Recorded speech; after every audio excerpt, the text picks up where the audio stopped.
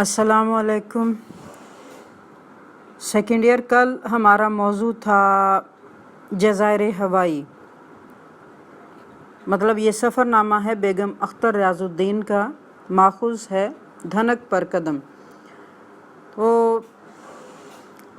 सफ़रनामा क्या होता है कि हम घर बैठे जिन लोगों ने तजर्बा किया, मुशाहिदा किया, किसी भी दूसरी जगह गए, सफ़र लाजमी नहीं है कि बैरून मुल्क का ही हो, आप किसी भी जगह का लिख सकते हैं, लेकिन ये ख़ारजी तौर पर बेजार कुन चीज़ों की तफसील नहीं होती, बल्कि थोड़ा सा ये पहलू भी होता है, ज़्यादातर मुसाफिर के जज्बात व एहसासात का ख़ूबसूरत इजहार होता है। और हम घर बैठे जहाँ का सफ़रनामा पढ़ रहे हैं वहाँ के हालात से इस तरह से वाकिफ़ हो जाते हैं कि जैसे हम भी उस सफ़र में शरीक थे। तो मुझे घर देखने का शौक़, लेकिन रियाज टालते जाएं कि तुम सुबह आराम से देखना, कमरों में बत्ती मत जलाओ। तो बेटा ये मर्द हजरात घरदारी यकीनन उनकी अल्लाह ताला ने उनका फ़र्ज़ मनसबी ये नहीं लगाया, जैसा तैसा करते हैं, खलारा भी डालते हैं। इस वजह से वो नहीं चाहते कि 3 महीने बाद बीवी आई है तो घर को इस हालत में देखकर यकीनन उसका मूड ख़राब होगा, तो अभी देखे ही ना। इसकी वजह बाद में समझ आई, घर के हर कोने में मनो कूड़ा गर्दो गुबार, मैले मोज़े, जुराबें, रुमाल, थिएटर, सिनेमा की पर्चियाँ, रेज़गारी, ये जो सिक्के होते हैं, पेंट्री। 5 दिन से बर्तन बग़ैर धुले पड़े थे। बड़े घरों में किचन के साथ एक स्टोर टाइप जगह होती है जहां आप एक्स्ट्रा फालतू सामान रख सकते हैं। मियाँ बजाय बर्तन धोने के नए बर्तन निकाल निकाल के इस्तेमाल करते जाते थे। इस तरह दर्जनों मोज़े, रुमाल, बुनियान ख़रीद डाले ताकि पुराने धोने न पड़े। तो क्या आप कितना अरसा ख़रीदें, बिलाखिर वो ख़त्म होगा और इधर धुलाई का सामान बढ़ता जाएगा, कभी ना कभी तो धोना पड़ेगा। हम अमूमन हमसाए की बात नहीं सुनते। ये बड़ा आपने छोटी क्लास में पढ़ा होगा, यूनिवर्सल ट्रुथ, ऐसी चीज़ें जो कभी तब्दील नहीं होती। हमसाए की गरजदार आवाज़ खामोश, आमतौर पर हम हमसाए की नहीं सुनते, लेकिन ये ऐसा मशहूर पहलवान हैवीवेट चैम्पियन था, उसकी तो हमें सुनना पड़ी। नाम भी उसका हार्ड बायड हैगर्टी। इसकी एक तनबीह काफ़ी थी। उसने एक आवाज़ लगाई है तो हमारी दूसरी आवाज़ नहीं निकली। हम थके हारे सो गए, लड़के लड़कियां भी गायब हो गए। वल्लाह आलम, अल्लाह ही जानता है कि इतने सफ़र और थकनों के बाद हम सोए थे तो कब उठे। उठने के बाद मियाँ तो अपने काम पर मामूल के मुताबिक जा चुके थे। हमने ज़िंदगी में नाश्ता ख़ुद बनाया। अब पहली दफ़ा खाना पकाना पड़ा तो वक्त का तो पता ही ना चला, लेकिन आटे दाल का भाव ज़रूर मालूम हो गया। मेरी बेटी और मैंने कमर कस के घर की सफाई की, नाश्ता ख़ुद बनाया। सफाई करने के बाद हिम्मत नहीं थी कि ये दोपहर का भी बनाते, इसलिए करीबी होटल में जाकर लंच किया। रात को भी कुछ नहीं बनाया। जाले चींटियाँ हटा हटा के कमर दुख रही थी और मैंने मियाँ की 7 पुश्तों पे एहसान किया था। ये जो काम हमने अपने घर में कभी भी नहीं किया बैरून मुल्क आकर। लेकिन बच्चे, ये पाकिस्तान में बेरोज़गारी और गुर्बत की वजह से हमें मुलाजिम आसानी से मिल जाता है। बाकी दुनिया में चाहे कोई जज है, वज़ीर है, हर किसी को अपना काम ख़ुद करना पड़ता है, क्योंकि अगर हम मुलाजिम रखेंगे तो शायद जितना हम खुद कमा रहे हैं उतना उसको देना पड़े। तो ऐसा कैसे हो सकता है। एक और ख़ूबसूरत फ़िक्रा सफ़रनामे का, ढलते सूरज में बहरुल काहिल करवटें बदल रहा था। इसमें जो कैफियत है शायद तशरीह से वो बाकी ना बचे। झुटपुटे के वक्त, गुरूब से थोड़ा सा पहले एक अजीब मसहूर कुन सा समा होता है जिसकी यहाँ पे तर्जमानी की है। चारों तरफ ज़िमुरद की आमरियत मुस्तहकम हो चुकी थी। अच्छा, चढ़ते दिन में जहाँ भी पानी ज़्यादा मिकदार में यानी समंदर है, वो नीला आसमान के रंग की वजह से नज़र आता है, और शाम होते होते यही रंग सब्ज़ में बदल जाता है। ज़मुरद की आमरीत, हर तरफ सब्ज़ रंग गहरा हो चुका था, कोई और चीज़ नहीं नज़र आती थी, हर चीज़ पे एक सब्ज़ साया सा हो गया था ताहद्दे नज़र, जहाँ तक आप देख सकें। अच्छा, यूँ एहसास हुआ कि जज़ीरे ओवाहू में कोहना मश्क कायनात नए सिरे से शबाब पर आई है। कोहना मश्क तजर्बाकार पुरानी बूढ़ी कायनात, यानी कायनात तो हमेशा से मौजूद है, अज़ल से अबद तक रहेगी, लेकिन इस मौसम समंदर और पानी के कुर्ब की वजह से नए सिरे से शबाब, यूँ लगता था कि इसके बुढ़ापे पर जवानी आ गई है। इस नन्हे मुन्ने रकबे में फितरत का हर रंग, हर अंग, फितरी खूबसूरती हर लिहाज से हर तरह कसरत के साथ मौजूद थी। किसी भी चीज़ की अल्लाह ताला ने यहाँ पर कमी नहीं छोड़ी थी। समंदर यहाँ अमीक तर, समंदर इस जगह पे बहुत ज़्यादा गहरा था। ये यूरोप के आबी किनारों से ज़्यादा नीला और चमकीला था। दोपहर के वक्त इस नीलम की भड़क आँखों को खीरा कर देती थी।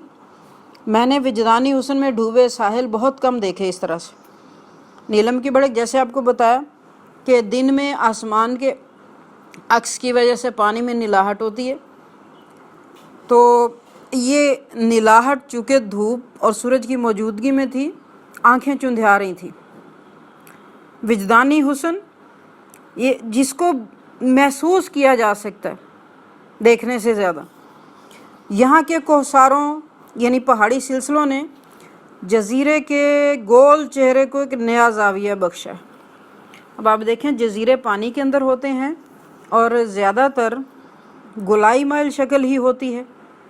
नया ज़ाविया बख्शा, ये कहीं संगलाख बावजूद जज़ीरा होने के, कहीं तो पथरीला है, कहीं इस कदर सब्ज़ इसके पहाड़ों के अंदर अज़ली बरसातों का रैन बसेरा कि यहाँ पे बरसातें हमेशा रहती हैं और कभी ख़त्म ही नहीं होती। एक दिन हमने हनुमा बे पर पिकनिक मनाई, साहिली तफरीगा। ये मुझे ऐसी भाई बहुत पसंद आई कि मैं दौड़ी छूटी, जहाँ से मुझे थोड़ा सा वक्त मिलता मैं निकल के इधर आ जाती। पानी सबसे महज़ब और शफाफ था। महज़ब का मतलब आप ये लेंगे कि यहाँ पे पानी बिल्कुल पुरसकून, लहरें नहीं थी, शोर नहीं था। ये साहिल आबी मखलूक के लिए मशहूर था और हवाई की यूनिवर्सिटी में ये दुनिया भर से ज़्यादा उलूम समंदर पे तहकीक होती थी और ये तकरीबन सबकत ले गई थी। समंदर की मुनासबत से इस यूनिवर्सिटी में समंदरी हयात बारे रिसर्च होती थी। गर्ज़े के मुख्तसरन कुदरत ने अपने हुस्न के लंगर यहाँ जारी कर दिए थे, यानी यहाँ कुदरती हुस्न की अल्लाह ताला ने इस कदर फरावानी की, दिल खोल के दिया कि आँखों को रोशन करके जहन भी रोशन होता और बहुत बहुत अच्छा लगता, मज़ा आता। ऐसे दिल करता कि इंसान इधर से जाए ही नहीं। जो कमी थी इंसान ने पूरी कर दी, यानी हर चीज़ को बनाया अल्लाह ने है, लेकिन इंसान को ये अक्ल और सलाहियत दी कि अपने नाखुन तदबीर से उसको मज़ीद बेहतर बना ले। तो उस शाम हम घर का सौदा लेने सुपर मार्केट गए। आपने पाकिस्तान में देखा होगा छोटी छोटी दुकानों पर सुपर मार्केट लिखा होता है, ये तो उसका मजाक उड़ाने वाली बात है।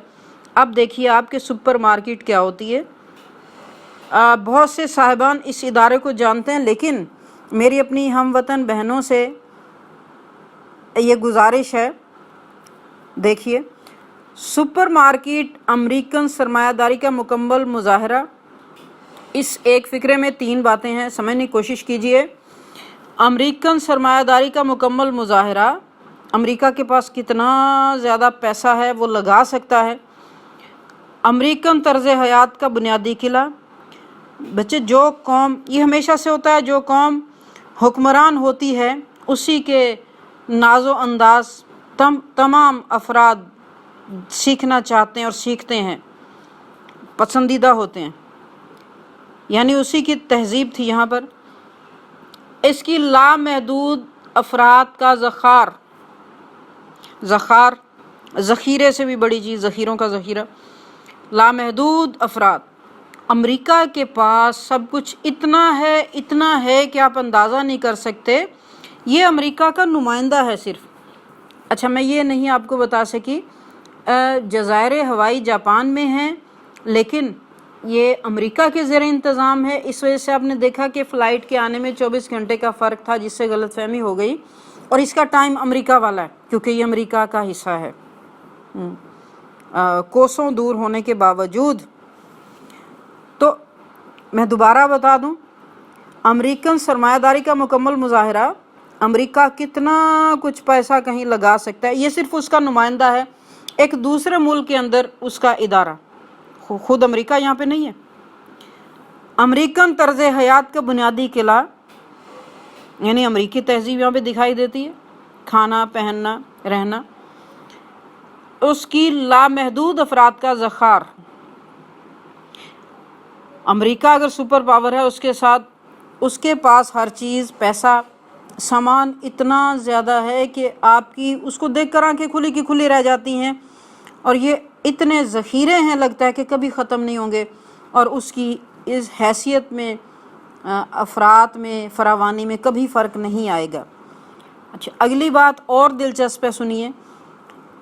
جب سے یہ بروئے زمین برسرے پیکار ہوا، ننھی منی دکانیں، چھوٹے چھوٹے بساتی، پنساری دیوالیہ ہو گئے۔ انسان کی فطرت ہے نا، جب ہم بازار جائیں، چاہے ہمیں تھوڑی سی چیز لینی ہو، لیکن 2 دکانیں کٹھی، ایک چھوٹی ہے بڑی، تو ہم بڑی کے اوپر ہی چڑھیں گے، چھوٹی پہ نہیں جائیں گے۔ تو جب یہ بڑی مارکیٹ بننے کے بعد چھوٹے چھوٹے دکانداروں کا کام تقریباً بند ہو گیا، دیوالیہ، ان کے کاروبار ختم ہو گئے، نقصان ہو گئے، وہ اس کے سامنے نہیں چل سکتی تھی۔ بساتی کہتے ہیں کریانہ فروش۔ یہ سپر مارکیٹ 10 بازاروں کا مہا گرو ہے۔ اگر آپ نے اپنا فیصل آباد اور اس کا بازار دیکھا ہو تو ایک جگہ سے شروع ہوتا ہے، یہیں پہ سارے ملتے ہیں آ کر بازار۔ یہ سپر مارکیٹ کی بھی 10 لین نکلتی تھی، ساری انارکلی۔ بھئی کسی زمانے میں لاہور میں، پنجاب میں، پاکستان میں انارکلی کی بڑی بات تھی بھئی، لیکن انارکلی کے بعد مال روڈ آ گئی، مال روڈ کے بعد گلبرگ، تو یہ سارا کچھ اس ہوائی کی سپر مارکیٹ کی کسی ایک دکان کے برابر تھا، اس کی ایک لپیٹ میں سما جائے ہمارا انارکلی اور مال روڈ کا سامان اور دکانیں۔ اگلی تجویز مصنف کی یہ ہے کہ آپ اس میں داخل ہوں، 4 پہیوں والی ٹرالی ساتھ لے لیں، ہفتے 2 ہفتے کا راشن اس میں ڈالتے چلے جائیں، اور یہ اتنی لمبی چوڑی ہے، خود چلتے چلتے تھک جائیں، بیٹھ جائیں، یا کسی اور سے کہیں آپ کو کھینچے۔ یعنی آپ کا اس میں پھرنا اور دیکھنا، خریدنا ختم نہیں ہوگا، تھکن ضرور ہو جائے گی، اس کے راستے ختم نہیں ہوں گے۔ تو وہ یہ کہتے ہیں کہ آپ ٹرالی میں بیٹھ کر مزید جو رہ گئی سیر تھکن کے بعد وہ بھی کر سکتے ہیں۔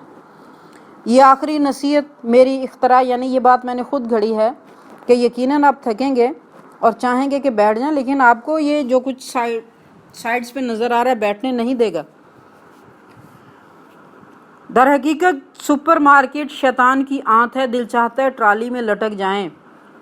اس ادارے کی افراد دیکھ کر انسان ایشیا افریقہ کی بھوک اور قحط بھول جاتا ہے۔ ابھی اس پیراگراف کے شروع میں بھی افراد کی بات ہو رہی تھی، یہاں آ کے ہم بھول جاتے ہیں باقی دنیا میں، ہمارے ترقی پذیر اور غریب ممالک میں، ایشیا افریقہ کے کیا بن رہی ہے کہ لوگوں کو 1-2 وقت کی روٹی بھی روزانہ نہیں ملتی، اور یہاں امریکہ جیسے ملک میں اس کے اداروں میں اتنا ضائع ہوتا ہے۔ اس جگہ بلا ارادہ، بلا ضرورت خریداری کرنی پڑتی، ہر قسم کی 50 قسمیں، ہر قسم چھت تک چینی ہوئی۔ اچھا بچے، یہ آج کل کی بات نہیں، یہ کم از کم 50 سال پہلے کا لکھا ہوا سفر نامہ، تب یہ حالات تھے۔ اب تو پاکستان میں بھی بہت اچھی اچھی مارکیٹس بن گئی ہیں، یہ 50 سال پہلے کی بات ہے کہ امریکہ کے بیرون ملک کے ادارے بھی یہاں تک اس کی سرمایہ داری کا مظاہرہ، طرز حیات کا قلعہ اور لامحدود افراد کا ذخار ہیں اور اس لحاظ سے اپنے آپ کو پیش کرتے ہیں۔ سپر مارکیٹ میں جا کر عورت کی آنکھیں بٹوئے کھول جاتے ہیں۔ کیا ہے کہ ہم بلا ضرورت خریداری کرتے ہیں، سامنے ہر چیز بہت اچھی لگ رہی ہے۔ ہم نے تو مصنف نے $32 کی کھانے پینے کی چیزیں لے لیں، آپ ڈالر کو روپے کے ساتھ ضرب دے لیں کتنے کا ہے آج کل اور یہ کتنے بنے۔ مارکیٹ میں الگ نرسری ہوتی ہے، بچے چھوڑ کر مائیں اطمینان سے شاپنگ کر لیں۔ مطلب بچوں نے ماں کے ساتھ جانا بھی بازار ضرور ہوتا ہے اور وہاں پریشان بھی کرتے ہیں، لیکن دکانداروں نے یہ بندوبست کیا ہوا ہے کہ یہ خریداری کیے بغیر واپس نہ جائیں، اس لیے بچوں کے لیے نرسری بھی بنی ہوئی، آپ اس کو چھوڑ کے کام کریں۔ میاں نے ہمارے پیچھے گھر کا سامان، سیکنڈ ہینڈ کار، ٹیلی ویژن، صوفہ، گراموفون، ٹیپ ریکارڈر، باغ کی ہلکی کرسیاں۔ میں حیران ہو رہی تھی، میرے میاں اتنے سلیقہ مند تو نہیں تھے، کیسے ہو گیا؟ ایک دکان کے توسل ذریعے سے ہوا، غریبوں، مفلوجوں، یتیموں کے لیے چلائی گئی تھی، یعنی خیرات کے جذبے سے متاثر ہو کر انہوں نے بہت سی فالتو اور پرانی چیزیں جیسے فرنیچر یہ خرید لیے۔ 1857 کے ماڈل کی کار تھی، مطلب یہ کہ بہت پرانی تھی، پچھلی صدی کی تھی، لیکن اس کے پٹاخے نامعلوم کہاں سے چھوٹتے تھے۔ ہم نے جاتے کام بانٹ لیے، میں کھانا پکاؤں گی، بیٹی صفائی کرے گی، میاں نے کہا ہم تمہاری ڈرائیوری کریں گے۔